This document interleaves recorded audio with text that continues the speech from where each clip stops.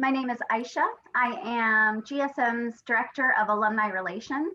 I'm also an alum from 2016. I'm so glad you guys are all here with us today.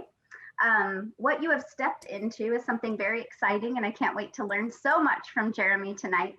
This is part one of GSM Alumni Relations and Career Development Partnered Series. And what the goal is to identify and serve up some content on career milestones and help you navigate those. Today, obviously, everyone is very well aware of what LinkedIn is and how important it is for your visibility in the professional world. So we're so happy to have Jeremy Schiefling with Khan Academy here today to walk us through some of the newest things that come on LinkedIn that can serve up your career and help you most effectively utilize LinkedIn for your professional media. I'm so happy to have you. So Jeremy, I'm going to go ahead and hand it off to you, as long as everyone knows too that Antoine is in the audience as well, and he is with career development at GSM. So if you have any specific questions for career development on our side, go ahead and send him a private message. Jeremy, thank you so much for being with us. I can't wait to learn from you this evening. Wonderful. Thank you so much, Aisha. Thank you also to Charla and Antoine, everyone behind the scenes at Davis who's made this session possible. If you haven't met these folks already, please send them a little digital love in the Zoom chat to thank them for establishing tonight's session. And also a huge thank you to you. I know there's a lot going on in the world right now, but I got a lot on your plate. So I want to make sure the next hour and a half is really, really worthwhile. And as a result, I'm going to focus not just on LinkedIn, the sort of social network that people use on and off throughout their careers, not just on a random set of new features on LinkedIn, but specifically the ones that are going to give you the biggest ROI, the biggest bang for your buck when it comes to your career. And just to give you a little bit of background, I went to the world's second best business school, although a similar color scheme, I'll note. From there, probably made a much more important decision, which was to go to work at LinkedIn. And the reason for that is, even though by trade, I'm very passionate about tech and passionate about tech marketing, what I really learned inside LinkedIn actually applied to all careers. Because for the first time as a job seeker, I got to go to the other side of the equation.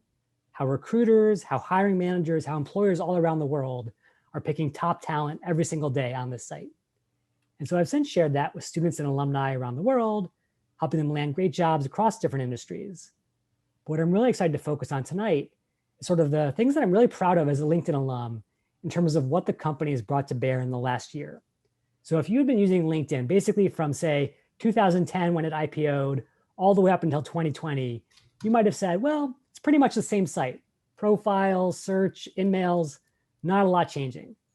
But in response to the pandemic and all the ways that sort of had ramifications for your career, LinkedIn really went to bat big time in the last 12 months or so.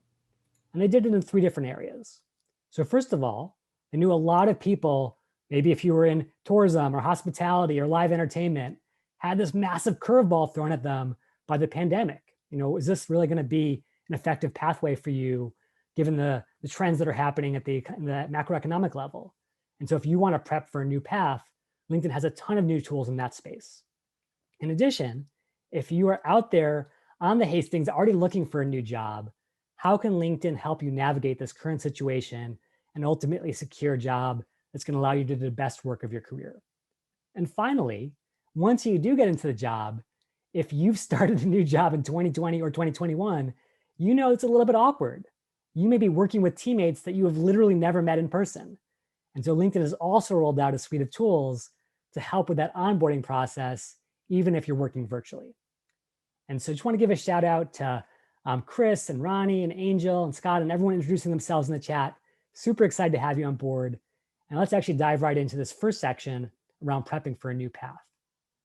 But before we do that, I want to start with a little pop quiz. And you'll see here that as a former kindergarten teacher, I love to keep things interesting and interactive. So the first question to noodle on is, if you're a recruiter on LinkedIn and you're looking for the perfect candidate here in 2021, what is the #1 area that you want to match on when you do your searches on this massive social network? Do you want to find someone who matches your job title? So for example, I'm searching for an accountant or a consultant. Someone who matches your education level. So I'm looking for an MBA or someone who went to Davis. Or experience. I want to hire someone who went to a certain company or had a certain experience in my industry. So go ahead to the Zoom chat right now and plug in A, B, or C. If you can imagine what it's like to be a recruiter on LinkedIn, which of those three areas is most important for you to match on? I'm seeing a lot of consensus forming around C from Scott, from Jennifer, from Angel, from Chris, from Preet, from Neil, from Aisha, from Phoebe, Jerome, Roger, Anne. And then I love it that Amy and Brian have shaken things up here, heading over to job title, and Chris agrees. So let's see if the majority has it with C or the slim group of holdouts, Amy, Brian, and Chris have it. And I'm happy to say, just to keep things spicy here, it is indeed A. And let me prove it to you. Always hold me to account and say, Jeremy, don't just tell us, oh, this is something you saw at LinkedIn. Show us, prove it to us. And so to prove it to you, let me take you behind the scenes of LinkedIn. So you may be thinking to yourself, wait a second, this isn't LinkedIn. This isn't the LinkedIn that I know. And you're right. This is the LinkedIn Recruiter product that is not free, that is not used by 700 million professionals around the world like the one that you're used to, but is instead sold to recruiters at all the top companies around the globe for $10,000 per year per seat.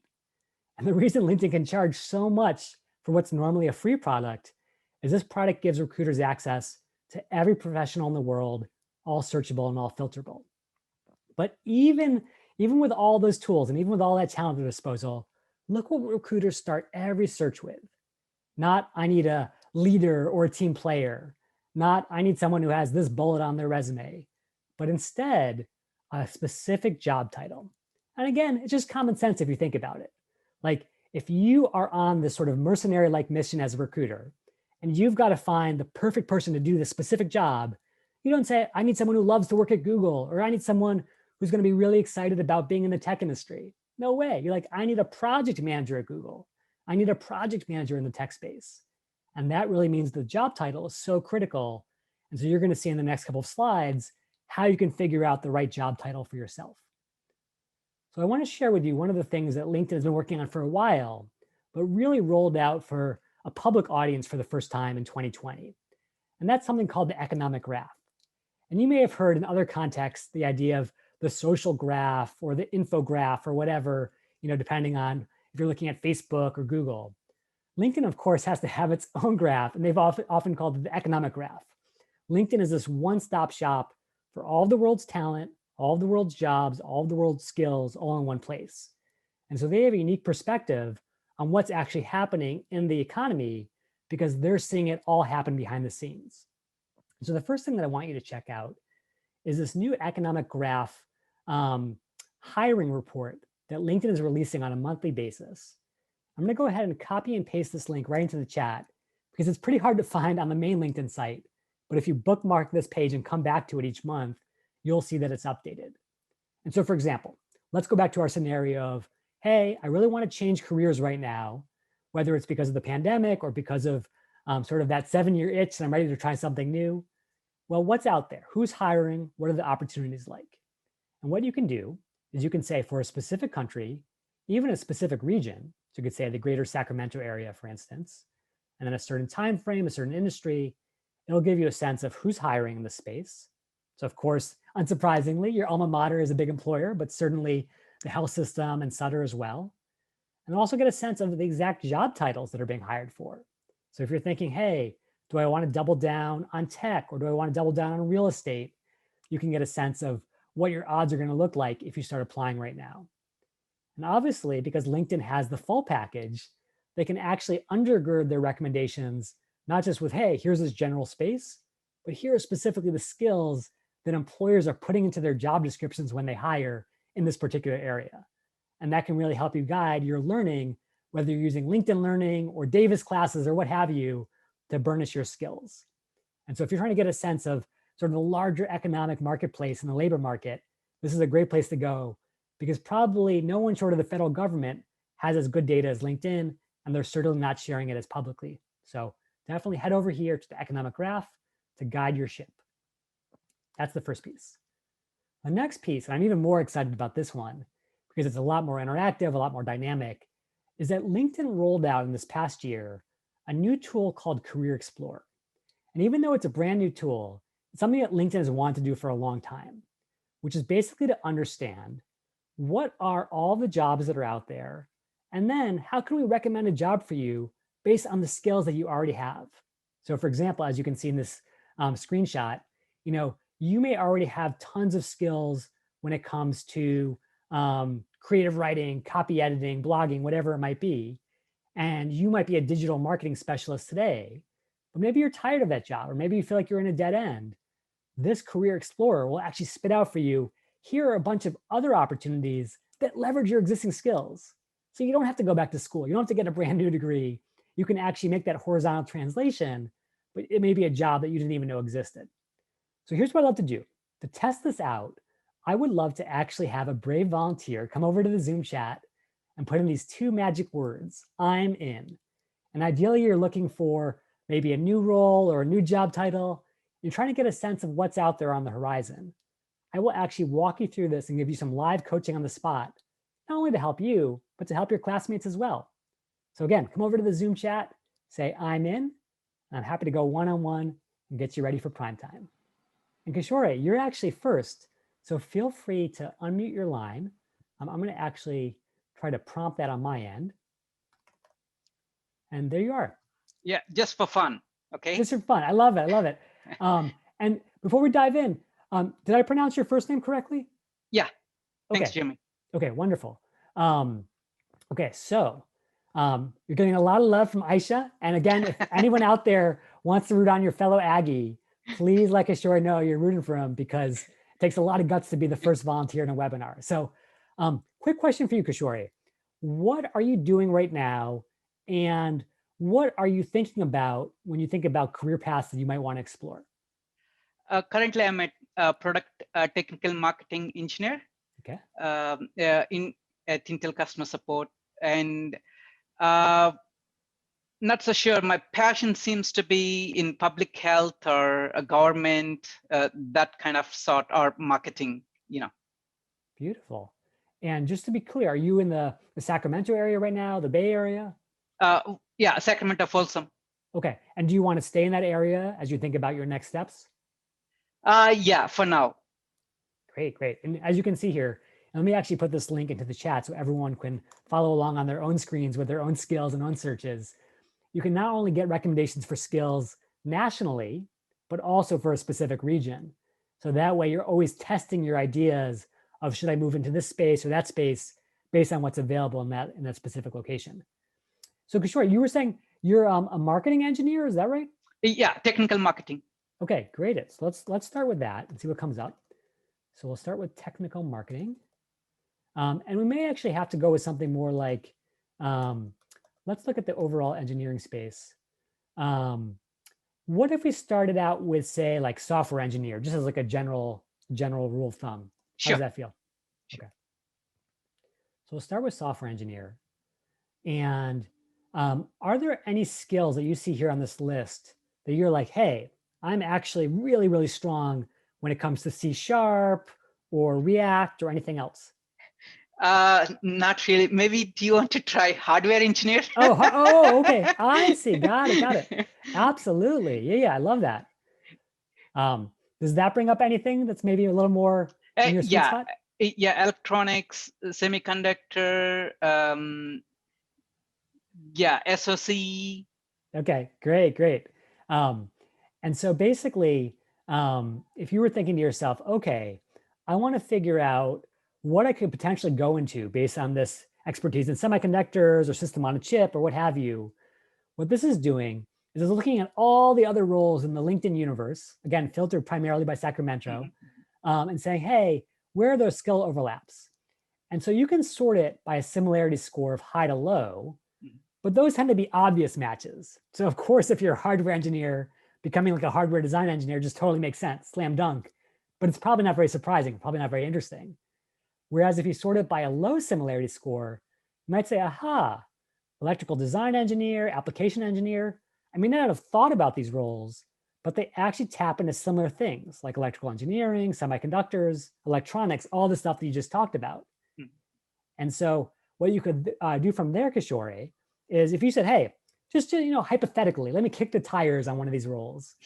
So you could come over here to application engineer And you could do one of two things. In fact, I recommend doing both of them. Number one, you could find jobs on LinkedIn, which will automatically run a search for you that's all about, hey, just give me a sense of who's hiring in the Sacramento area for these kinds of jobs.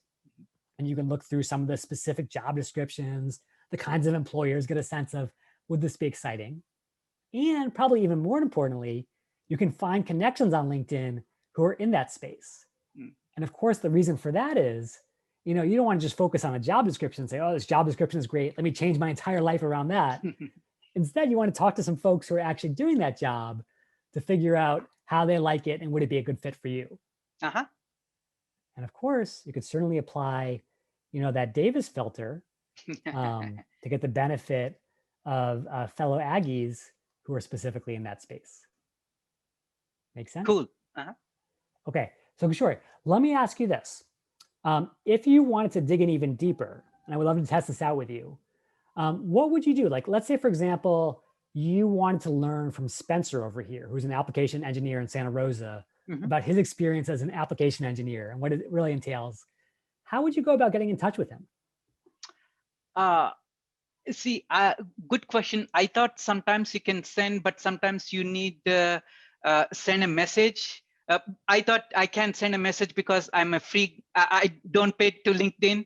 So sometimes I just press connect, but most of the time, if you don't know me, why would you get connected, right? Because I'm not giving them any information. Hey, Spencer, I'm really interested in what you're doing. I would like to, have a 30-minute chat with you, whatever it is. I can't because I don't pay. So I just plug in the connect. Absolutely. You can do a connection request and add a personalized message, right? Yeah. Yeah. And I'll show you another little workaround, which is, whether you go through InMail or LinkedIn, you have this fundamental bottleneck problem of a lot of people who are not looking for jobs are not using LinkedIn nearly as much as people who are. And so Spencer may be less likely to respond because maybe he's not on the site, maybe his account was attached to an email address that he no longer has access to, a whole host of reasons. But question for you, Kishore, if you wanted to get in touch with him through a much more kind of like slam dunk type channel, where you're almost guaranteed to get a response, where would you want to reach out to Spencer? Maybe look if we have common people connections. Exactly. So you could go to Nathan or Patrick and they can introduce you, which is awesome. I love that, by the way, the power of social proof. What else? What is Spencer checking 100 times a day as part of his job? And anyone can feel free to answer in the chat as well and help Kishore out. Or work email? Aisha nailed it. Yeah, Aisha, Preet, Jerome, work email, because the sad reality of work here in 2021, especially working from home, is practically half of our paycheck is tied up in just checking that work email. So even if Spencer's not checking his LinkedIn account, you can be sure he's checking his markforge.com account. And so there are two ways to get access to that. One is the UC Davis alumni directory, look it up.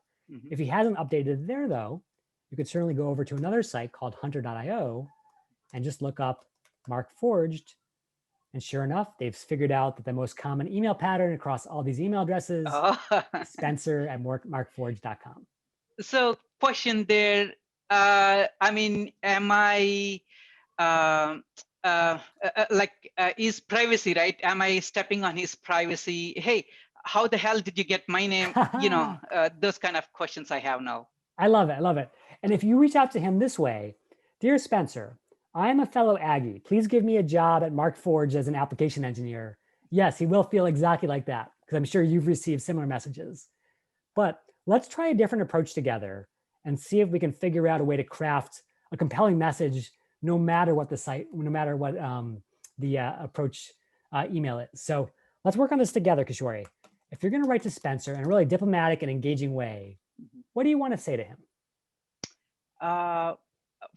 First, hopefully I'll read most of his profile that is on LinkedIn. Absolutely. And try to find some connections. And as you already noted, he's also Aggie. So I will start somewhere. Hey, which year did you pass out? I did my MBA from UC Davis and passed out, graduated in 2020.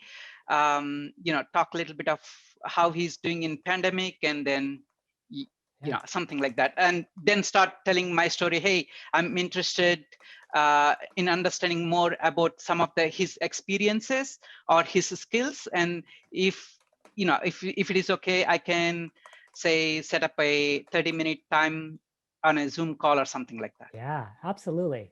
So I love that approach because it's so much more human and so much less transactional than, hey, you and I happen to share the same name on our parchment, therefore I'm owed a job by you. So I love that. And I think just to be really clear, you could always, put yourself in a position where the focus is so clearly on learning that he's not going to be scared off that you just want something from him that he can't offer, like a job, for instance. So you could say, um, LinkedIn has this new career explorer tool.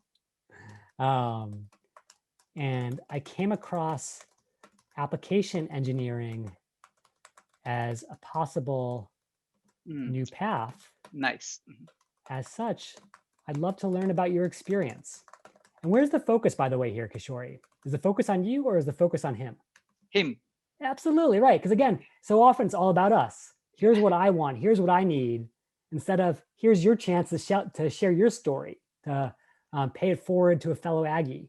And you can always say, what you've learned on the inside, both the highs and the lows. And then I love what you ended with, because as you probably recall from your marketing classes, Kishori, what does every great marketing campaign always end with? A call to action. Absolutely, CTA. And so you're not going to ask for something that's high friction, as we say here in Silicon Valley, like an hour of your time tomorrow, you just met me. Any chance you'd be free for even 10 minutes okay. over Zoom next week? Yeah. Okay, so now we've done a lot of sort of exploring here. We've looked at different jobs based on skills. We've unearthed a potential candidate role. We found someone in that role from our network who we can reach out to. One last question for you, Kishori. If you indeed are going to chat with Spencer for about 10 minutes next week, what are you going to ask him in those 10 minutes to figure out if this pathway is right for you? I think I will try to tell him, first of all, I want to see what I can learn from him, and then also share my experiences and what I'm looking for. Absolutely. And I think just to be really clear about the priorities, it's mostly the former in the first conversation, not the latter. Okay, good. Okay.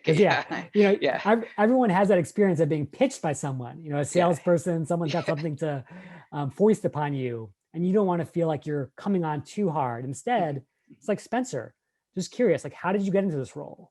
What do you love about it? What keeps you in it? What drives you crazy? What do you wish you had known before you gotten in? And basically, when you ask those questions, you're generating the insights that you might normally have only learned the hard way, but now you can get them ahead of time. Yeah, I agree with you. Okay, awesome. And just to be clear, by the way, all of this that we've just gone through, this whole process, shouldn't cost you a cent.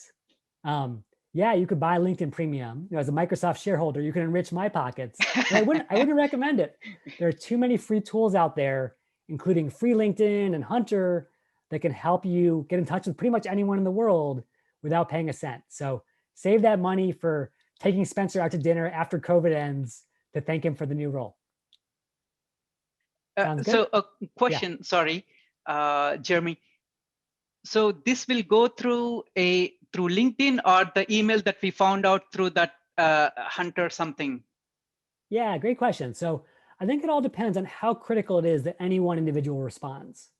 What I typically recommend, because I don't want you to get bogged down at the early part of your career exploration, is just do connection requests that are personalized, because it helps you move quickly through the site.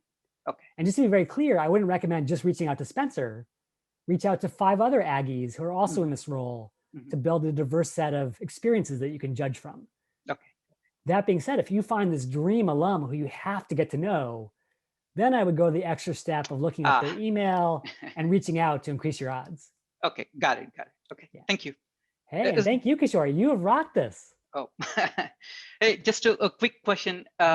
Send a friend request or whatever that request, and then wait, and then start the conversation, right?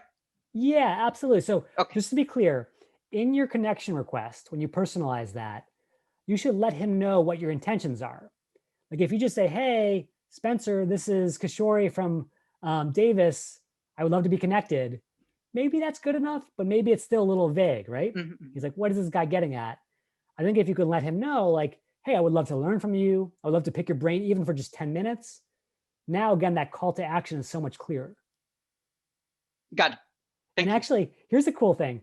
One new thing that LinkedIn has introduced in 2020 is once you actually have a correspondence going back and forth on LinkedIn, you can actually set up a Zoom meeting or a Blue Jeans meeting or even a Microsoft Teams meeting, of course, right inside the message editor. So you come over here, you say, add in one of those video meeting options, and you can set it up without even going into email. So this is a nice way to get it all done quickly. Got it. Thank you. Great. All right. I want to answer a question from Jennifer. Jennifer says, how does the Career Explorer tool work if you want to pivot like Kishore wanted to learn more about healthcare? And that's a great question, Jennifer. If you already know in your mind's eye, like, hey, I need to make a 180-degree pivot into something that's totally unrelated, but I'm so passionate about it that I'm willing to work hard to get in that case, skip the Career Explorer. You already know where your North Star is, so go out there and get it. Instead, let me actually point you to another site. And this is a very old tool on LinkedIn, but still highly relevant. If you come over here to the Davis page, and then actually you can go to the Graduate School of Management. And you come over to this little thing called Alumni. This is actually the tool that I worked on when I was at LinkedIn. And the beautiful thing about this is it'll let you search all these 5,000 Aggies, just like yourself, based on the bases that they're in. So you could say, show me everyone working in healthcare who is in the Sacramento area, who works at Kaiser, and maybe even who works specifically in finance. And voila, you have your absolute perfect alum who you can reach out to. That being said, the reason I called out the Career Explorer is that a lot of folks don't quite know where their North Star is right now. They don't know what their options are. And so this gives you a wider universe of jobs to search through when you're first getting started. Great question, Jennifer. Okay, thanks again to Jennifer for the questions, for Kishore for being an awesome volunteer. Please keep that love happening in the chat. And let's move on to our next topic, which is imagining that Kishore has now decided, you know what? I want to double down on application engineering or public health or whatever it is. LinkedIn can help you there too. And so one of the benefits of LinkedIn Premium, and one of the few things I think that's actually valuable with paying LinkedIn $100 a month, is they will give you unlimited access to LinkedIn Learning. So you might have heard of lynda.com back in the day, which was kind of like the original Udemy or the original Coursera, because they had all these online courses, learn to code, learn SQL, learn finance. And that was a great site that LinkedIn actually acquired for about $1 billion. And now they sell their courses through LinkedIn. That being said, because LinkedIn is now part of Microsoft, and Microsoft wants to make a big splash here in this moment to really help people who are struggling, there is now all these tools available to you without paying LinkedIn a cent, frankly. So sure enough, if you come over to this page, which I'll put into the chat, you will notice that LinkedIn is now offering free access to a bunch of the most popular courses on LinkedIn Learning all the way through the end of this year. So for example, if you want to get into software, into sales, into project management, those courses that you might have paid $100 for before are now on the house. So definitely go into LinkedIn, grab access to these, and certainly get your learn on before the calendar year ends. So definitely a nice way to build the skills you need if Career Explorer is telling you, here are the skills you need next. Okay. Then one last little piece that I want to call out before I move into the job search itself is this new idea of skill assessments. And LinkedIn maybe had this maybe as far back as 2 years ago, but has really started to push it in the last year, specifically with everyone at home and with more recruiters looking for more ways of filtering talent. And this is basically the idea that, yeah, it's great to go on, job titles, and it's great to go on where you went to school and where you worked. But wouldn't it be nice to know as a recruiter, can you actually do the job? Can you actually do the skills behind the job? And so to help you prove that out to recruiters and to stand out from everyone else, all the wannabes who are going after a certain job, LinkedIn now lets you go onto the site and do the following. So if you come over here to your profile, so you can always click your photo at the very top and then view profile. what you will find at the very bottom of your profile now, in the skills section, which traditionally hasn't been that useful, but now has this new feature called Take a Skill Quiz. And what you're doing here is you're basically saying, hey, I'm an Excel wizard. I can do beautiful models in my dreams. I want to prove that to the world of talent hunters. So I'm going to take their Excel quiz or SEO or Google Analytics or whatever your skill might be. And obviously right now, a lot of these are pretty hard skills compared to the softer skills of team leadership or collaboration. But if you do happen to have these skills, by all means, get credit for them, because the day will come when a recruiter will say, you know what, I've got 2 great candidates, but only 1 email left to send. I'm going to send it to the person who has the validated skill. So again, head over to this take a skill quiz section and prove out your skills if you have a couple of spare moments. Okay. A quick question, Jeremy. Oh yeah, please go for it. The skills test is based on others' recommendation, or how does what quiz comes up? Yeah, I'm so glad you mentioned that, because here's a little thing that I'm partly responsible for, and I'm actually ashamed to say it. So in the last 5 years or so, LinkedIn has spent a lot of time pushing in skill endorsements. So for example, does Jeremy know product marketing? Does Kishore know system on a chip engineering? And it seemed like a good idea, and it kind of went viral for a while. But the reality is, when LinkedIn's data science looked at the signal, they realized there was a lot more noise than there was true signal. I'll give you an example. One of the first people to give me an endorsement in the early days of them was my own mom, who endorsed me for both Microsoft Excel and zoology, 2 things I know nothing about. And so there is this real problem, which is that the endorsements just aren't high quality enough and accurate enough for recruiters to base their searches on. And in fact, if you go into that recruiter tool today, yes, recruiters can search for skills, but they cannot search for endorsements, which is the biggest indictment possible that the validity is just questionable. That being said, recruiters can absolutely see your skill quiz results, and they can search for those as well. So those do matter. And again, it's an objective assessment. You take these questions, LinkedIn scores them based on expert feedback, and then it provides that skill report to recruiters. So a lot more sort of apples to apples comparison versus one of the world's leaders in zoology compared to my mom giving me an endorsement. Make sense? Yeah, makes sense. Thank you. Great question. And anyone else, feel free to turn on your mic at any point and ask a question. Also, feel free to ask questions in the chat at any point as well. Okay. If not, I saw Scott yeah, had please. Scott had a question, so I'm going to scroll up here. He says, do the quiz results reside in my profile? Absolutely, yeah. So once you take those quizzes, you will see them on your profile. And again, they will be visible and searchable to recruiters themselves. And like Ronnie's saying, you can absolutely choose to display or hide. So let's say you go in, you take the Excel quiz, you don't get the score that you expected. You certainly do not have to share that as a badge of shame. Great question. Can you retake the quizzes over time? This is Scott. Yeah, you can, absolutely. So don't feel like, oh my goodness, I have to like put all my eggs in the single basket. That being said, I do think you're hinting at some of the challenges, even with this relatively more objective assessment, which is maybe someone's going to take it over and over again. At some point, they'll probably see the same questions. And so I don't think recruiters would say, oh, you must have amazing quiz results today to get a job with my company. But again, it's on the margins. If I've got 2 candidates and only the time or availability to interview one of them, it could be the thing that pushes you over the edge. So if you do have that skill, I would say go ahead and assess it. Okay, awesome. Great questions. Okay, so let's move from sort of just career exploration to specifically getting a new job. And I know this is certainly on a lot of folks' minds because we're in this very weird moment now where the stock market is booming, and yet there is still massive unemployment in this country. And so for certain fields, certain industries, there's going to be really competitive applicant pools for the next several months at least. And so if you want to stand out, what kind of tools is LinkedIn giving you to really empower your candidacy? So I want to start with another pop quiz for you all, which is, again, this is sort of the ultimate test of what matters on LinkedIn.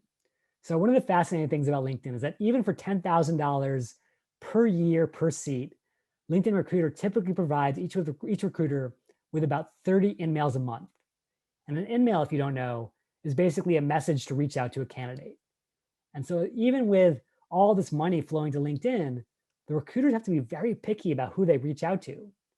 And so I'm curious, if you are a recruiter and you're down to your last in-mail for the month, are you going to send it to the candidate who is actively looking for a new job, to the candidate who has an all-star level LinkedIn profile, or to the candidate who has tons of endorsements?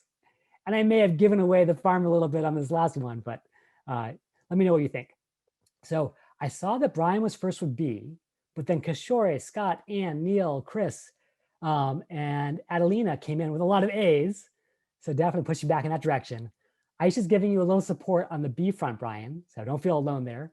Ronnie's saying A, Jennifer's saying A, and Charlotte's saying B.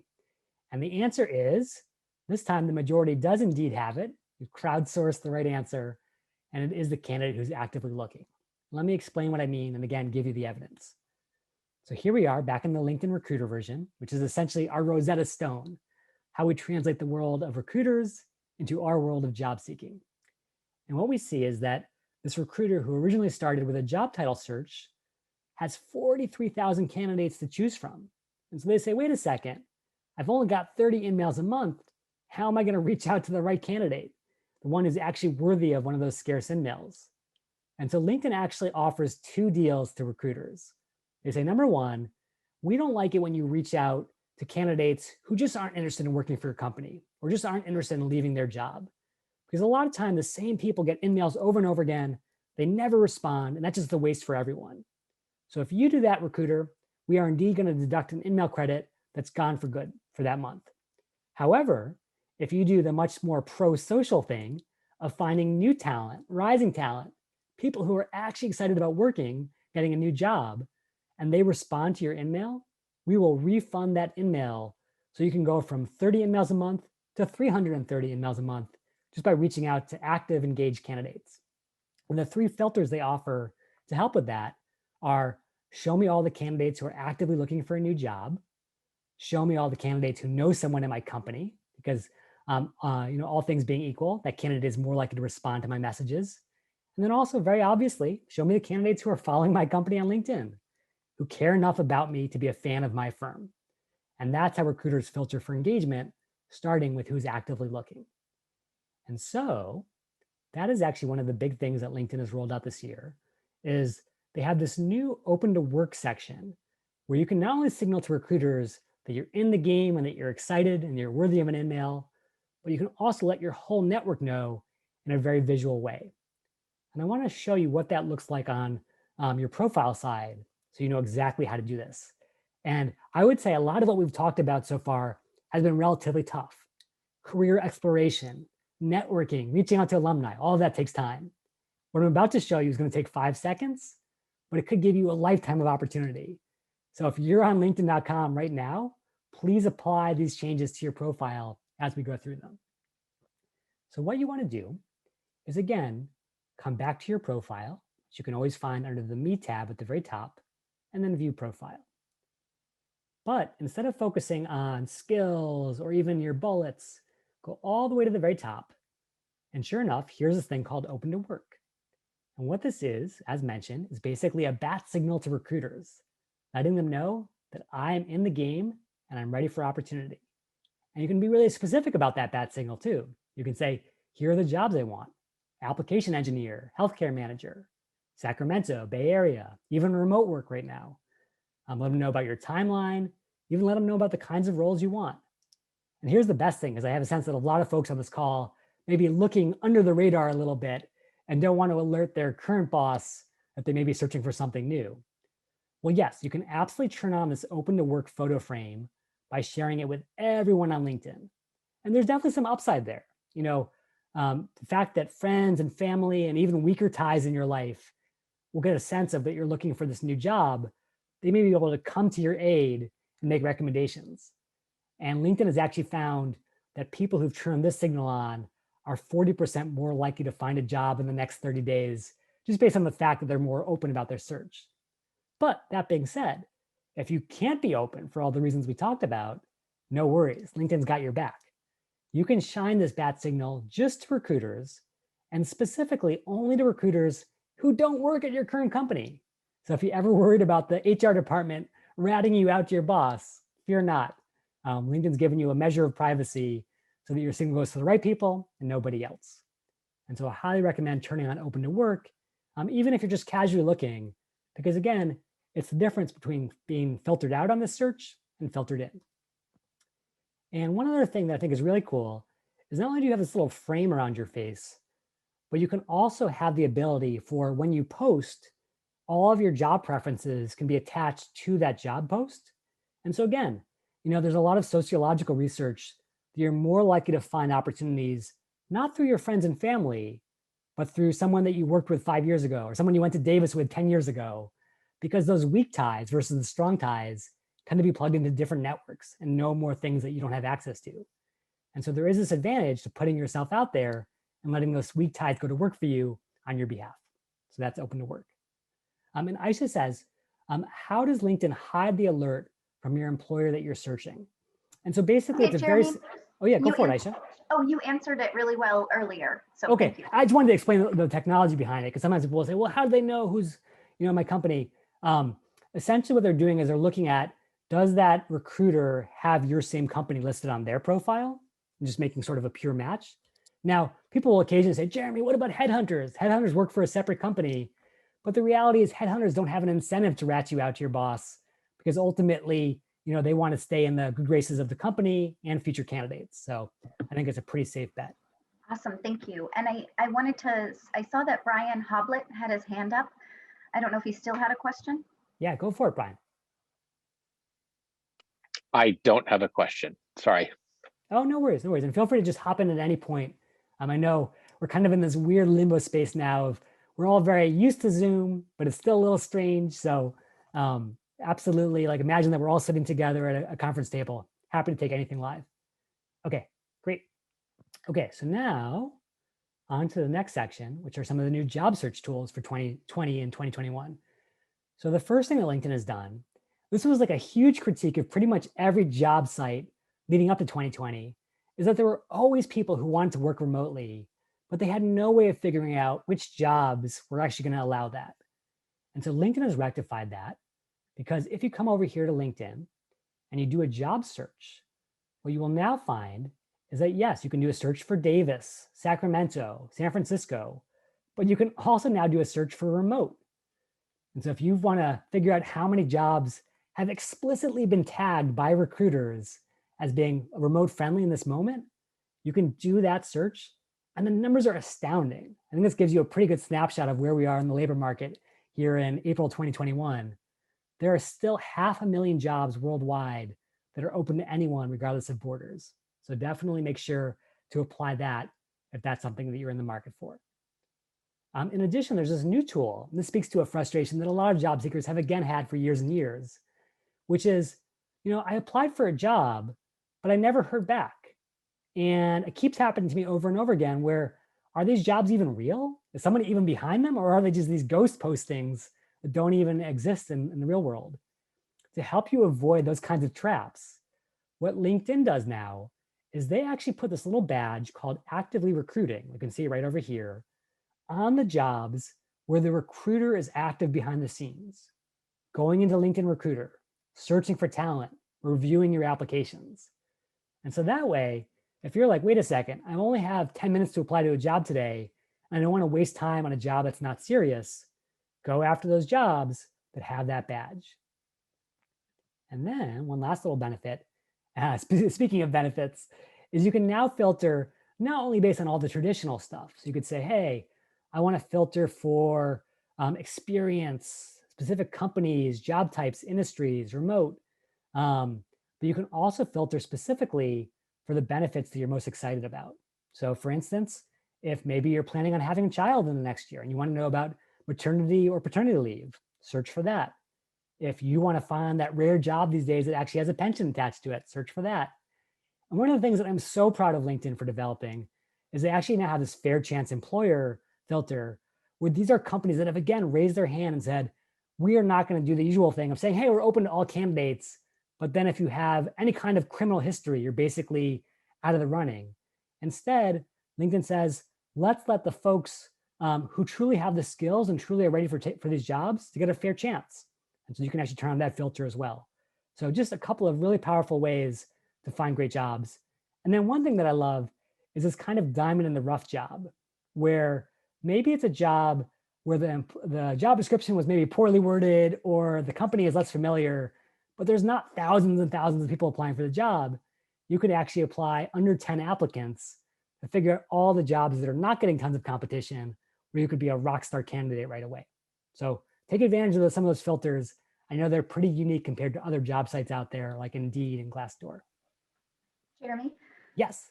the ones where it says under 10 applicants, is it just pulling from when people submit through LinkedIn? Yeah, so it is true that Yes. LinkedIn sort of only has access to that one data set. That being said, you can also combine under 10 applicants with the easy apply button. And so you can be pretty sure in that case that the company is really doubling down on LinkedIn as the main source of applicants because they're making it very easy to apply on LinkedIn versus resubmitting your resume and all that jazz. And so that would give you a pretty good sense of these are ones that are open on LinkedIn specifically, but still aren't attracting a lot of attention. Okay, Good thank you. question, Isa. Okay, so that's the job search. Hey, quick question, Oh Jeremy. yeah, please.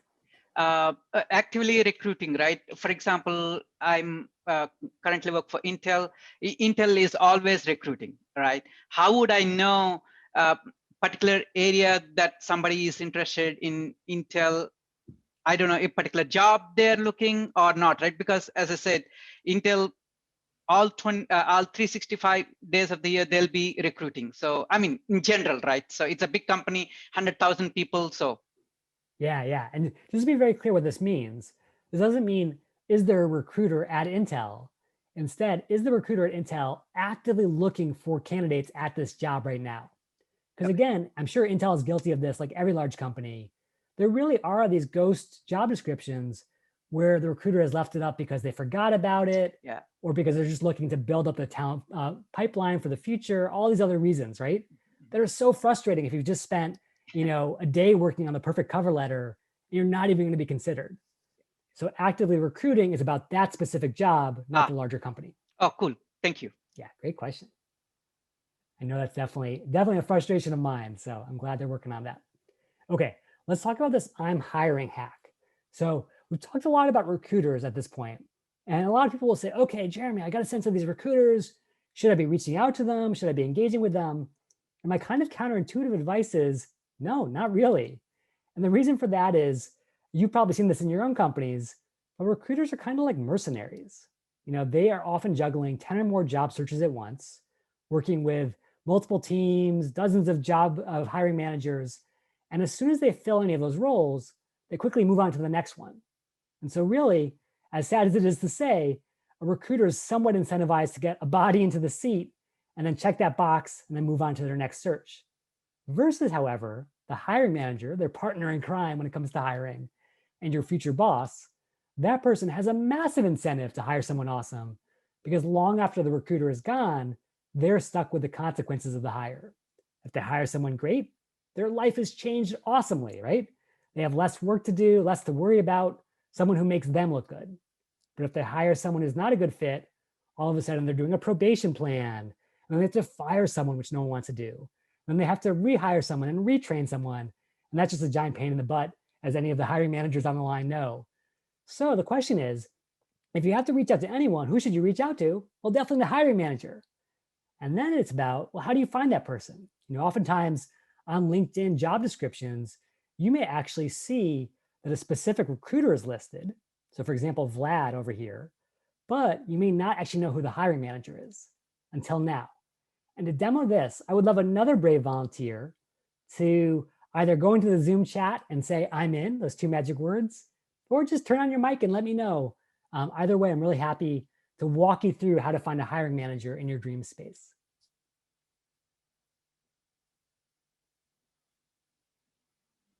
And I don't want to send you back to your MBA days and have you cold called on by Aisha, but let's have a brave volunteer put those magic words in, I'm in. Uh-oh, Aisha's getting ready here. Don't make her go there. Oh, Phoebe, you saved us. You saved everybody, in fact. Thank you so much. Sure, I'll use an example. I am considering going back to my former company, but in a completely different division. Yeah. And I know their hiring practices. that would just send me into the tier recruiting Yeah. section. So that's going to be one of my challenges, to find who is hiring inside the company versus going through that other rigmarole, because totally different mindsets like you described. Yeah, So- absolutely. So, just throwing out there, I don't know anybody else who's familiar with the firm, but Gartner. Okay. I Great. was on the management consulting side, Mhm. and I'm now considering the research side. And I've been out for so long that I can't even bring a research analyst to my mind, with the exception of one person who may have retired by now. Got it. So that is going to be an interesting reconnection, if you will. And the two divisions they work very closely together, Mhm.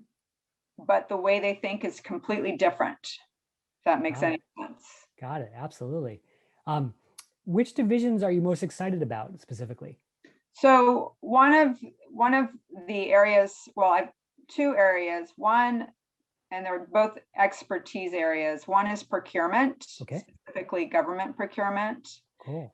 and the other is organizational development and org change. Mm. Where they kind of had things sitting in that space before was in organization design, and the analyst was Colleen Young. Cool. For all I know, she's still there. She might be no longer there. Okay. So how to kind of go in, and then as well, someone like Colleen Young, she knows me. So Yeah. I start kind of looking around, there's going to be some sort of, hey, Phoebe's kind of checking things out again. I need to do it in a way that makes sense. Yeah, absolutely. And I should be clear that this strategy probably works best when you're company agnostic. You say, hey, I just want to be a product marketer or a product manager, and I'm willing to work in different spaces. But we will give it a shot for Gartner just to see what we can do. Right. So one of the cool things with LinkedIn is that basically when you go to any company's page, including Davis for that matter, they will give you essentially a company directory that I promise you is even better than the company directory that Gartner maintains on its internal servers. So you don't have to waste any time hacking in Phoebe. All you have to do is go over here, this employee count, and just click on that. And voila, you've got 16,000 Gartner folks, all searchable and filterable in different ways. Mm-hmm. So what I would recommend is starting with that and then typing in these words, hiring, right here into the keyword box. And you see here, we're hiring, I'm hiring, all these folks who have hiring in their profiles. Right. What you can then do is you can filter and for. Just to point out, Yeah. The I'm hiring is all in their recruiting arm. I'm not seeing one hiring manager. I'm seeing their internal network of internal and by division talent acquisition. Yeah. So I think typically what you want to see is say, I don't want folks who say we're hiring. I want people who say I'm hiring. Mm-hmm. And then sure enough, I'm hiring top sales talent. I'm hiring for this role. But like I said, it's probably not going to be a good fit for a specific company. Yeah. That said, let's do this. Let's actually say, I want someone who's hiring in maybe a larger industry sense. So I'm hiring, let's just throw out, I don't know, IT just to begin with. And then all of a sudden you have folks who, like I said, are not just recruiters, right? You got CEOs, chief of staffs, tech leaders, president, et cetera, folks at Salesforce who are hiring at this very sort of senior level. And so my advice would be, if you are excited about a specific space, but you don't want to be stuck in that grind that you were talking about, Phoebe, of like, oh, like I'm just being sent around from one recruiter to another, getting nowhere. This would be an awesome way to get a sense of who's really at the top of that pyramid. Who's at the top of the food chain that's going to give me a real chance? And then check this out. So you're probably familiar with the idea that you can save a job search. So for example, if you were searching for remote roles on LinkedIn.com, you could get notified every day or every week when there were new jobs that match that search term. What most people do not know, however, is you can do saved searches for people as well. So if you want to get notified as soon as new people raise their hand and say, I'm hiring, then you come over here and click create save search for alert, and basically said on a weekly basis, I want to be notified when there are new folks who are looking for my talent. And what I found actually is because of the incentive alignment that we were talking about at the very beginning, you're going to have a much better chance of reaching out to this person and making your case about why you're a good fit for their team than a recruiter who's juggling thousands of candidates and couldn't care less about one individual LinkedIn profile. So I would recommend that, Phoebe, maybe not for the Gartner example in particular, but for maybe a more broad-based search. Well, and that's the other piece is, right, I'm thinking of Gartner because I know Gartner. However, if I do a more broad-based search, I might find what I'm looking for somewhere else. Yeah. And I think in some ways it's very similar to what we were talking about with Kishore before, is that we don't know what we don't know, right? And if we say, I only want to work at Google or I only want to work at Goldman Sachs or whatever it might be, we're missing out on all the other places that might actually be a better fit for us if only we knew about them. Right. So thank you, Phoebe, for being an awesome volunteer. I see you got a little love from Anne and Aisha there. And I wish you good luck. I want to know how it goes either at Gartner or beyond. Great, thank you. Okay, go Aggies. So that's the I'm hiring hack. And I think really to sort of explain a little bit of this, there's a frustration with hiring managers. And I certainly feel this at Khan Academy in my day job. You know, you have this recruiter who again is totally overburdened, is going to have a hard time finding the dream person for your role when they're looking for 20 other roles at the same time and may not know your field that well. And so recruiters are now going on LinkedIn and just saying, you know what, I'm cutting out the middleman. If you're an awesome talent, I have an awesome opportunity, let's talk. So definitely a nice opportunity here in 2021 to cut right to the chase. Okay, now, speaking of cutting to the chase, the reality is no matter how you get in, whether it's through the hiring manager or a referral or what have you, you're going to have to do a video interview at some point here in 2021. So how do you get ready for prime time? Well, LinkedIn in its benevolent wisdom said, you know what? We're sitting on top of all this career expertise and all this career data. Couldn't we do something to help these folks who are doing their very first video interviews here in this very strange moment? And so sure enough, LinkedIn has built this awesome tool. And then in true LinkedIn fashion, they've buried it. But I'm going to uncover it for you. So here's where you want to go. Go over here to this little jobs briefcase at the top of the screen.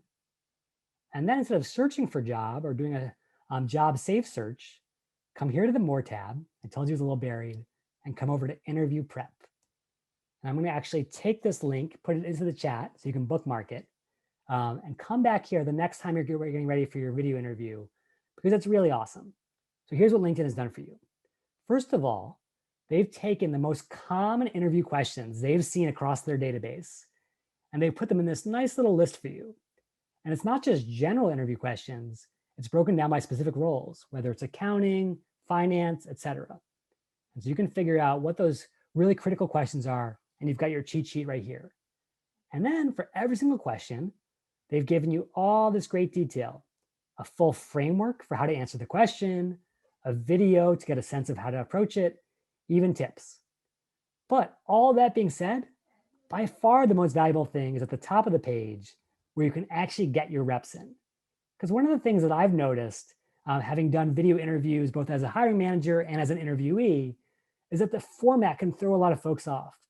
And if it's the first time that you're doing a video interview and your webcam blinks on, you can kind of be like a deer in headlights.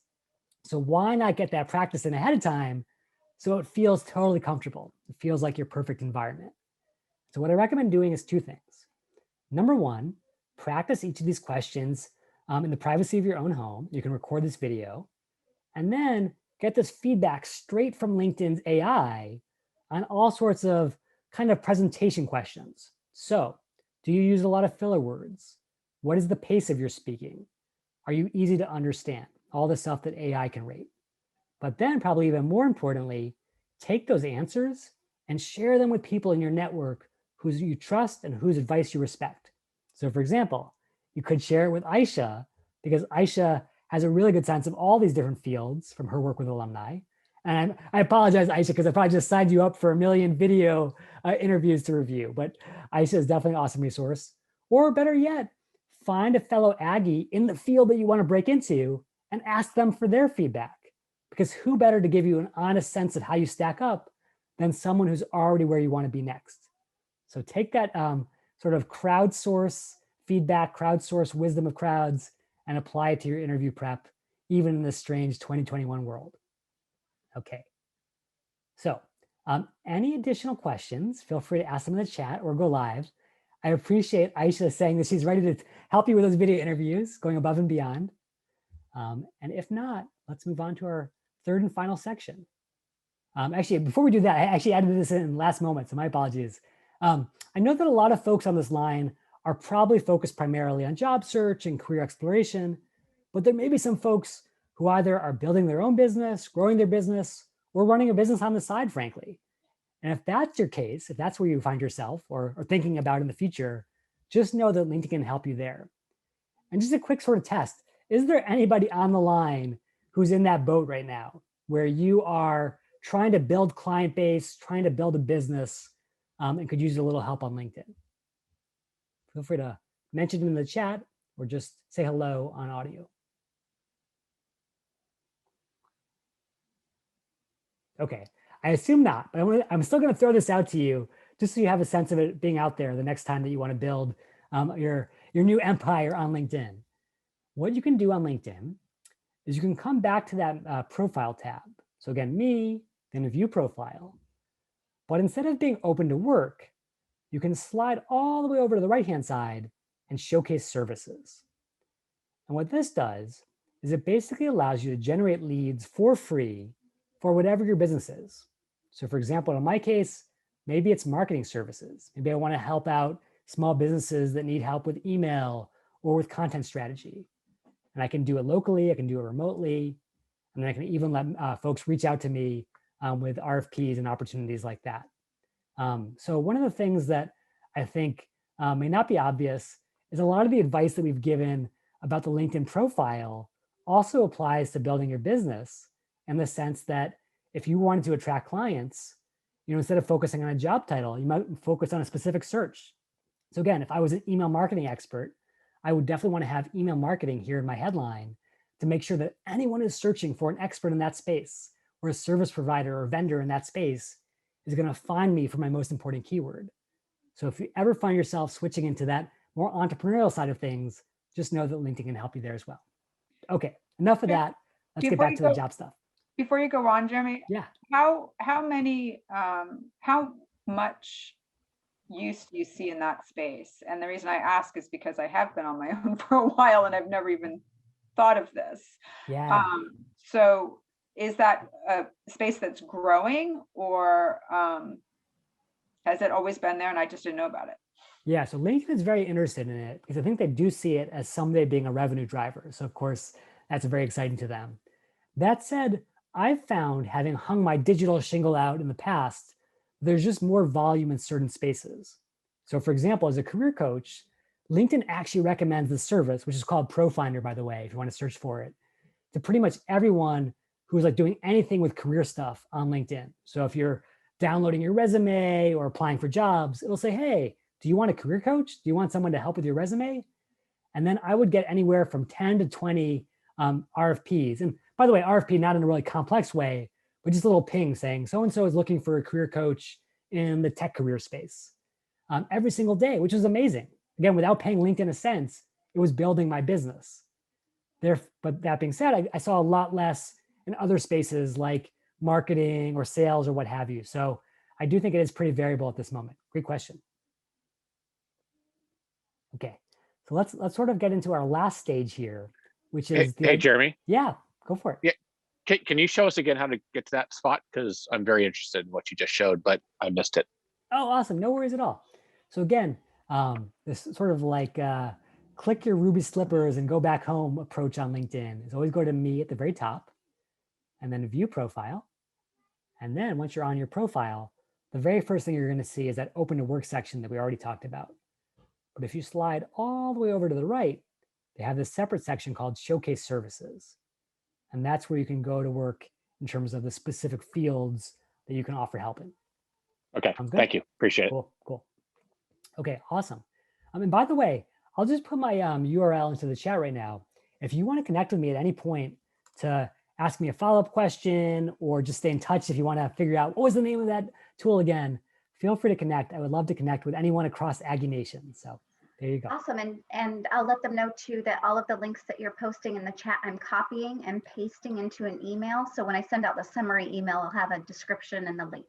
Oh, that's awesome. Yeah, that is the one thing that I think Zoom has not done a great job of capturing. So that's fantastic. Okay, woohoo. So let's talk about this sort of like final chapter of the story. So again, the first two chapters were how did you explore careers here in 2021 to find the pathway that's right for you? How did you ultimately stand out in the competitive applicant pool to really make sure that you mastered your video interview and got the job? And then finally, once you get the job, how do you connect with people, especially if everyone's working virtually? So one last pop quiz for you. Actually, I'm gonna skip the pop quiz in this case. I'm gonna cut right to the chase, which is, I love that LinkedIn has built this in because I actually work with a multinational team at Khan Academy across Brazil, Peru, India. And I know all of us are doing the exact same thing right now, which is like, I want to talk to that person on Zoom, but I don't want to botch their name, especially because we've already worked together for a couple of years. How do I make sure that I get that pronunciation right? And so LinkedIn now gives you the ability on your profile to add in this pronunciation section. So essentially letting people know how to pronounce your name. I just think it's so cool because ultimately that's going to make sure that if someone reaches out or someone that you're starting to work with, you're not going to have that awkward first start. So check out name pronunciation. And I believe actually that it's still primarily available through the app just because they can get access to your microphone so easily. So get the LinkedIn app, put it on your phone, and then head over your profile to record your pronunciation. That's number one. Number two is, let's say you started your job and you're trying to get a sense of maybe the audience that you're trying to reach or who your customers are. Well, you could definitely hire a fancy market research firm, or you can start to do some of your own market research right on LinkedIn. And to my way of thinking, this is actually more powerful to do a poll on LinkedIn than it is on Facebook or Twitter, which have had this for a while, because ultimately on LinkedIn, you can get a better sense of people's backgrounds and professions and functions to figure out who you're focused on. So if you come to linkedin.com and you're here in the start a post section, now for the very first time, when you come over here, you can actually create a poll. And you can poll people on all these different questions. And I think what's really interesting is you can limit it to anyone, to just your connections, and get sort of the right sort of focus group, if you will, for your query. So just a way to do a little bit of market research as you step into your new role. So check out polling. I also like the ability that LinkedIn has had the option to allow you to create events for a while, but is now for the first time allowing you to create virtual events. So again, back to LinkedIn, starting a post, and this time, let's actually click event and specifically come down here and say, hey, this is going to be an online event. So I'm going to include my Zoom link or my GoToWebinar link. And now if I want to host a mixer for my colleagues or meet and greet for my colleagues and my customers, I can do that really easily right on LinkedIn and share it with the right folks. And by the way, one really powerful thing that you can do on LinkedIn is anytime you're posting anything, whether it's a poll or an event or otherwise, is you can add a hashtag. And because LinkedIn has really tried to focus on content discovery in the last couple of years, if you put hashtag tech, hashtag agriculture, hashtag whatever, you can make sure that the right folks are going to find it in their feed. It's just a nice way to get in front of the right eyeballs. Another nice thing, and I've just been doing this a lot recently because I'm trying to sort of share the love, even if we're not all together anymore, is just take a moment to celebrate your colleagues. And you could always just do this through the written word, but LinkedIn now has the ability to create a post that celebrates a specific occasion. So welcoming someone to the team, sharing a big launch or a big anniversary, or even a new job. And when you choose these kind of options, you have all this great stuff that kind of helps you stand out in the feed and share the love with a colleague, even if you're separated by continents and oceans. And then finally, this sort of ties back to where we were talking about a couple minutes ago, is yes, you can be an expert on LinkedIn. You can hang your digital shingle, or you can actually find an expert on LinkedIn, find folks who would be awesome. So again, imagine that you started a job, you're trying to figure out, I need an awesome designer or programmer or analyst or whatever your need might be. Again, back to LinkedIn, right here at the very top. And you say, I specifically want to find an expert in this particular space. And again, this will help your own network give you a sense of who they recommend. So it applies a layer of social proof on top of the overall search. So for instance, if you say, you know what, there are a lot of accountants out there, but I need an accountant I can trust. This is accounting after all. You can definitely get that verification from someone that you already know. So feel free to take advantage of that tool as you look for expertise. Okay, all that being said, I know we're about 15 minutes from finishing up, so I want to recap really quickly. I want to offer you an amazing goodie courtesy of your career team and your alumni team, and then I want to take any questions that are on your mind.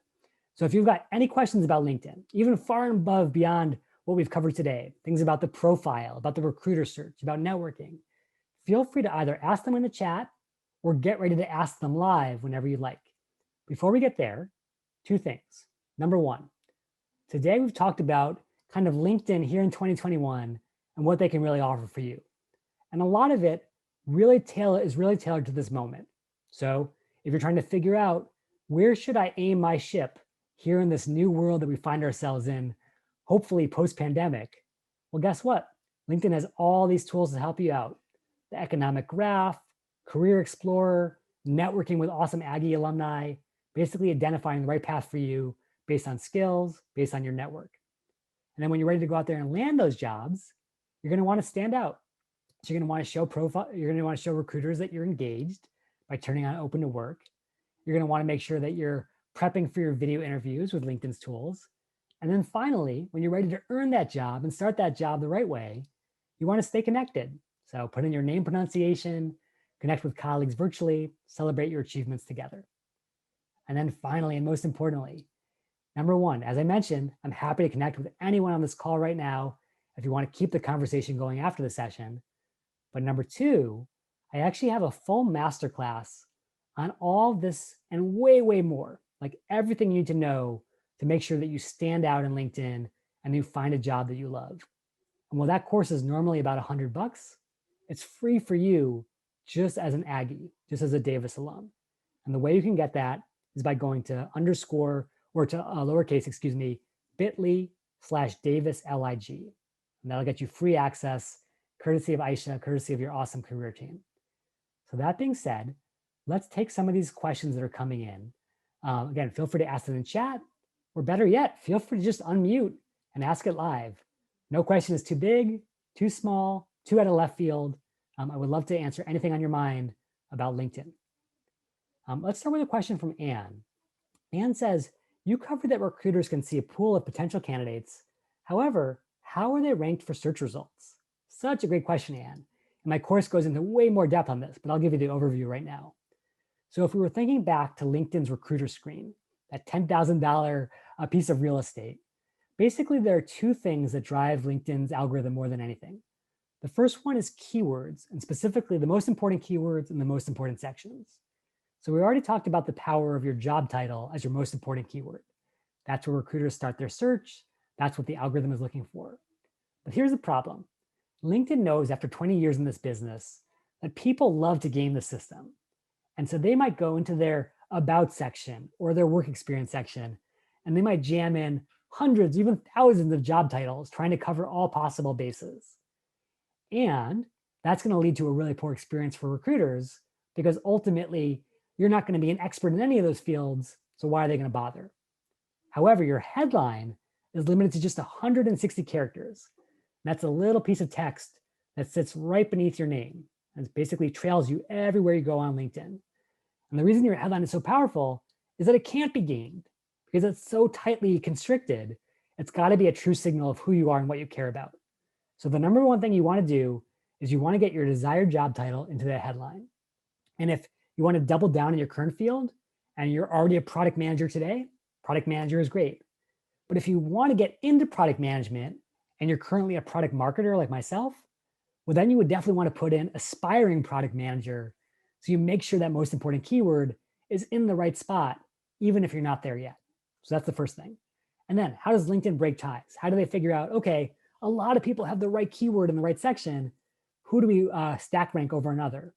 Well, typically the way LinkedIn does that is similar to the way that Google does their own page rank algorithm that's so famous at this point. So Google is looking for social proof and trying to figure out how many pages are linking to your page and how important are those pages.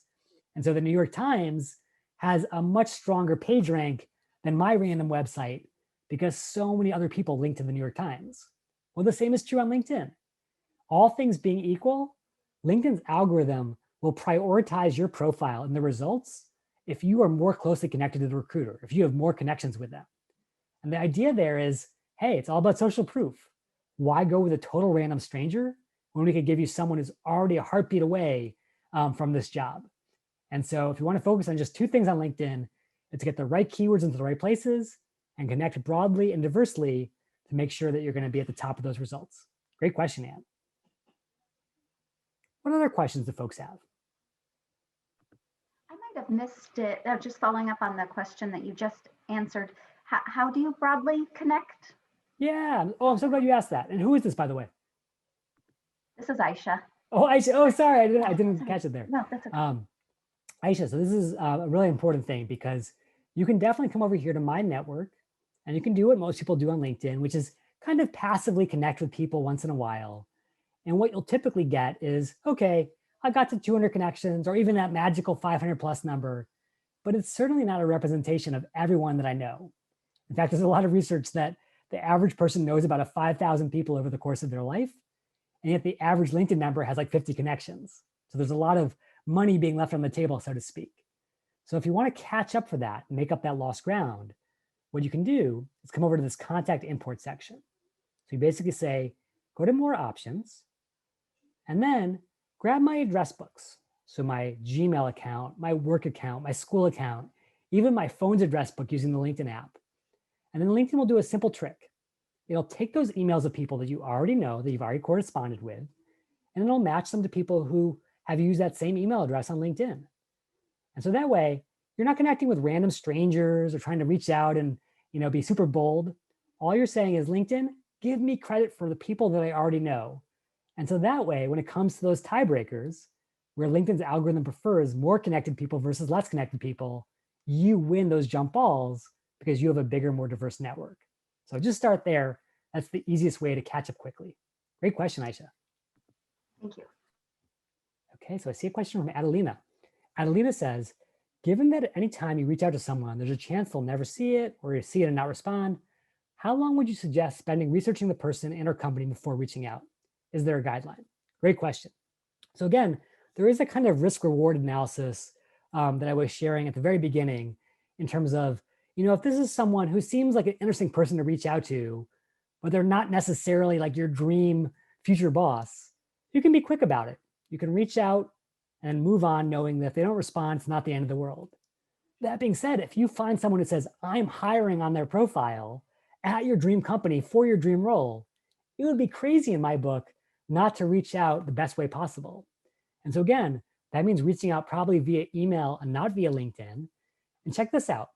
Yes, you can find their email address on Hunter, but the reality is, and I know this from my experience in the sales world, you're not that likely to get a response just on your first email versus your second, third, and fourth emails. But how do you stay in touch? Well, I have to recommend another free tool. And again, all this stuff is free, which is followupthen.com. And what follow-up will do is by adding a little BCC to your email, so you could say every 1 week at followupthen.com, it will now take that email and bring it back to your inbox on a weekly basis as a gentle tickler file, if you will, to use that old expression, reminding you, hey, don't forget to reach out, Adelina. This is the person who could change the course of your life.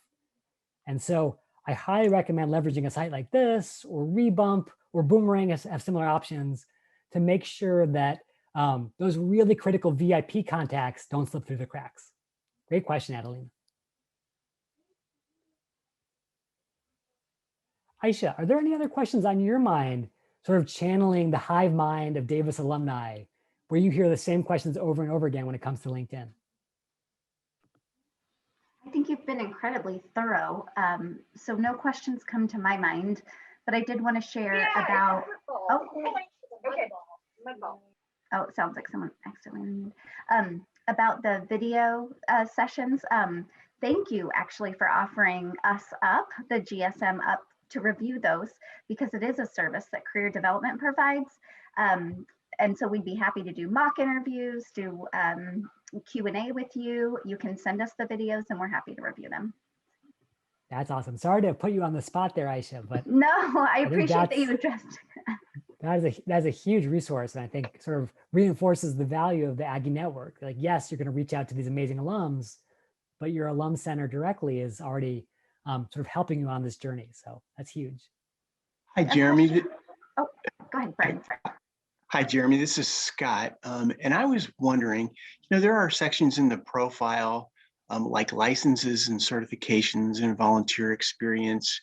And I can recall getting messages at points in time that suggested that other people can't see those things. Are there any sections that are like just archive sections that are no longer active? Yeah, great question. And you're right, those sections probably are underutilized relative to what LinkedIn imagined when they built them. That being said, what people might be referring to is you can actually control the visibility of every section on your profile down to, I don't want people seeing my volunteer stuff because my volunteer stuff is political and I don't want them to know about it. So if you go into settings and privacy under the Me tab, you can actually control, who can see your information, what they can see, and ultimately that might be the cause of concern. That being said, to the larger question of like, should you include those things? Absolutely. And especially if you're seeing those same things on job descriptions. So let me show you another free tool. If you were like, hey, I got to make sure that I'm nailing the most important keywords. And it might be things, by the way, like PMP, PMP certification, or having a certain financial or accounting certification. Then you can go over to a site called jobscan.co. And what JobScan will do is it'll take either your LinkedIn profile or a resume, and it'll compare it side by side with a specific job description that you're really excited about. And then it'll match them up and figure out, are there any mismatches? Is there anything that Scott doesn't have here that's ultimately holding him back? So customer experience, iPhone, engagement, whatever it is. And if you happen to see that, it's a certificate that is really important and you've got it, make sure you have it on your profile. That being said, here's another little pro tip. On your profile itself, yes, there is a certificate section, but I would say if you have the space for it, add that certificate both to your headline and to your summary section, your about section, to get credit for it in these really important sections for LinkedIn's algorithm. So great question. Thanks for asking that. Thank you. I see Brian says, is there a way to save notes like a CRM on profiles in your network? Oh, Brian, you have won over my heart, because 5 years ago, back when I did work at LinkedIn, they did have exactly that. I thought it was incredible because no one wants to use Salesforce just to manage their network. It makes a lot more sense to do it right in LinkedIn. And you could literally at the top of anyone's page, come over here and say, hey, Sadiq and I chatted a couple weeks ago. You can even get a reminder from LinkedIn to check in a month. Unfortunately, in LinkedIn's pursuit of the Facebookization of their site, simple, clean, whatever, they've gotten rid of a lot of those quote unquote jagged edges. So they no longer have that available. That being said, what I do personally is I use that tool followupthen.com, which again is all free. And so I will actually send myself a recurring reminder, like to Jeremy at breakinto.tech every 1 month at followupthen.com. And I'll say, hey, I spoke to Sadiq and I need to remind him about how I use his advice and if I can get a referral at his company. And again, it's not as good as a CRM, to be quite honest, but it at least puts it into the space that you're looking at all the time, which is your email inbox. Great question, Brian. You're breaking my heart here. Okay, with my heart firmly broken, I suspect that everyone has had more than enough of LinkedIn, Aisha, but let me know if you want to make any additional comments or want to call anything out for people's benefit. I think as we end up here, I'll just say a couple words and then pass it to Antoine if you wanted to conclude for the final. This was the first in what we hope to be a 4-part series of a joint venture between alumni relations and career development through the GSM. I want to make sure that alumni know that they have free lifetime support through our career development department. As the new events are solidified and confirmed, you'll receive notice through your email. LinkedIn and Facebook are typical spots, so please keep an eye out for those. I did want to sincerely thank Jeremy. This has been very exciting. You're right, you brought enough energy to this. I really enjoyed learning it. So thank you for your time, and I'll pass it to Antoine. Yes, again, thank you, Jeremy. This is really fantastic. I think this information, I'm a user of LinkedIn every single day when I help students. And it is true that LinkedIn has become like a very, very powerful tool when helping students to find opportunities. So yes, we do help actually career development. We do help alumni under the condition that not all 4,000 alumni come at the same time, because we're a small team. So we would not be able to provide assistance because we're a small team. But never hesitate to connect with us. And you're going to receive also a survey. So as Aisha just mentioned, this is really a joint venture between alumni relation and career development, because we want to try to provide as much help to our alumni network, in the coming years, especially because, like the job market is changing, the economy is changing. We have from time to time alumni coming to us to say, I don't feel I'm prepared for, the change in technology or the change in the marketplace. So we're here to help. We're going to do like more of these programs in the future. But you're going to receive a survey after the presentation or in the days to come. Please make sure to fill out the survey, because it's going to help us, to make sure that we address like all your needs, in the future. So again, like Jeremy, I think this was very, very useful. Again, as I say, I use LinkedIn every single day, and it is a very, very powerful, tool to, if you are looking for jobs or to understand also what is happening in the marketplace. Great. Thank you so much for the opportunity, Antoine and Aisha. And I just want to wish you all, good luck. Exactly like Antoine said, it's a tough year. It can feel like a tough job market out there. But I hope you feel empowered now, because you've got all these amazing tools at your fingertips, as well as this incredible network and incredible school supporting you along the way. So I wish you tremendous success and many amazing adventures ahead. Thank you. And everyone keep an eye out for tomorrow morning. You'll receive a summary email with all the links that were discussed in this session and whether or not we can share out the recording. So you will know by tomorrow morning. Thank you so much, everyone, and have a great evening and all the best in your career search.